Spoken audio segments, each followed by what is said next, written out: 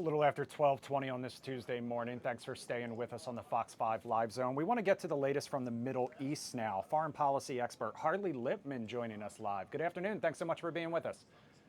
My pleasure. Thank you for having me. Harley, I'm going to be 100% honest with you. My normal beat here at Fox 5 is much more in like the pop culture and celebrity realm. So this is not an area that I am an expert in, and I am going to defer to you on this. But because of that, I did want to kind of start with something I noticed on Sunday night. I was watching the Emmys, and I noticed that a lot more celebrities were using their platform and were much more outspoken about what's happening in the Middle East. Has something changed? I felt like before celebrities were a little hesitant to kind of pick a side or make a statement in fear of getting canceled or called out. But it was pretty front and center on Sunday night. Yeah, it's been remarkable. The conflict in the Middle East has put the Palestinian cause front and center before anything else in the world. And there are far more greater tragedies, as terrible as it is for the Palestinians in Gaza. As I was saying, there are far worse situations around the world involving far more people that are suffering, but don't get barely any attention, if any attention at all. More people are dying in Sudan by far than Gaza, but hardly anybody knows about it.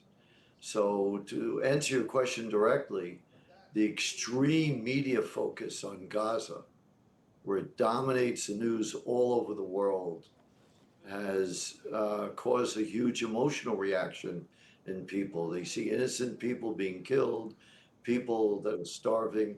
So they've turned against Israel in their support of the Palestinian cause without recognizing that it's Hamas that Israel is at war with, which would create peace for Israel and a better Gaza for the Palestinians.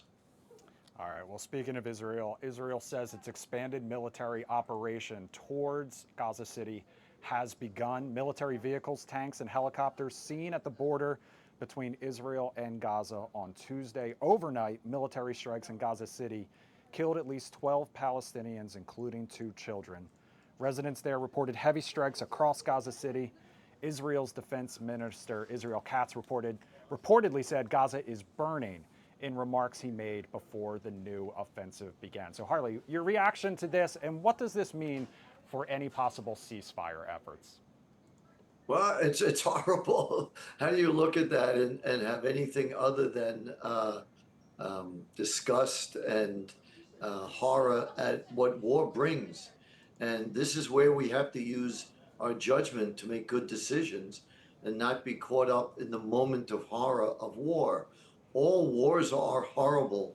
All wars involve innocent people being killed tragically, and it's just terrible. But you also have to look more importantly at what is the outcome, what will it bring. I like to say if Fox was around during Gettysburg, I'm not sure the North would have continued fighting the South in the Civil War.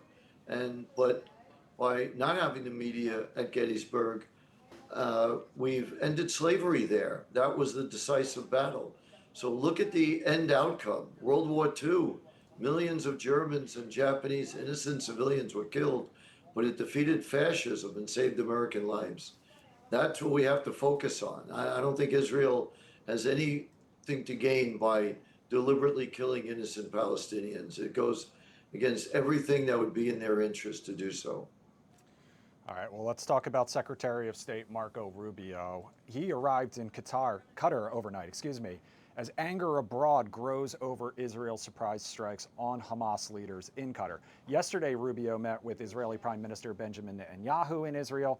He made it clear the Trump administration's priorities are the freeing of Israeli hostages and the destruction of Hamas. So, what do you expect or what do you hope will come out of this international trip? Well, I hope that the Gulf nations are not going to be as angry with Israel as they are, because right now they're enraged. They really are. I don't think Israel really understands the depth of the anger among the Gulf nations, because they feel that Qatar was playing a mediator role. It's an important ally of the United States, non-NATO member, critical partner, and it's the first time Israel actually attacked a Gulf nation. Now, from Israel's point of view, they attacked Hamas leaders who were stalling the talks, who were not negotiating in good faith, while Israeli citizens, innocent people, were being tortured in tunnels in Gaza.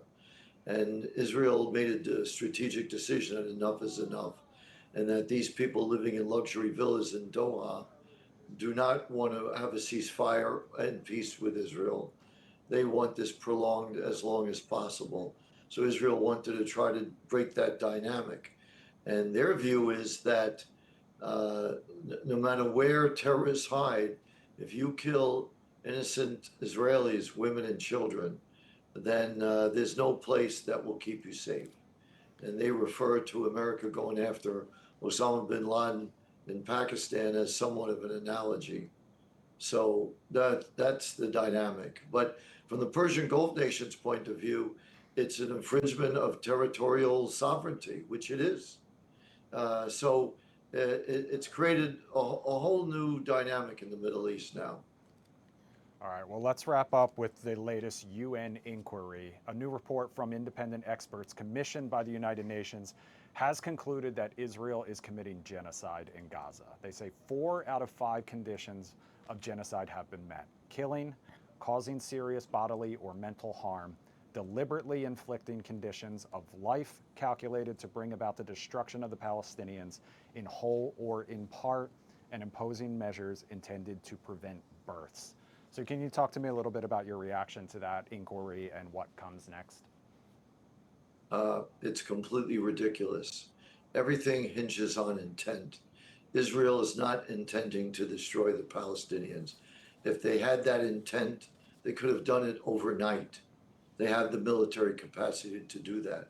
This war has been going on for 2 years, and less than 1% of the Palestinian civilians have been killed in this war. Tragic, and there shouldn't be any Palestinians killed, but that's just not genocide. And Israel's war is not against the Palestinians, it is against Hamas. The proof of that is that if Hamas disarms or surrenders and gives up the hostages, Israel stops killing. So they're not against Palestinians. Their mission is very clear. They're to take Hamas from power in Gaza because Hamas wants to kill every single Jew in Israel and said they will stop at nothing to do that. So Israel just wants peace with their neighbor. Period. All right, foreign policy expert Harley Lippman, thank you so much for your time this afternoon.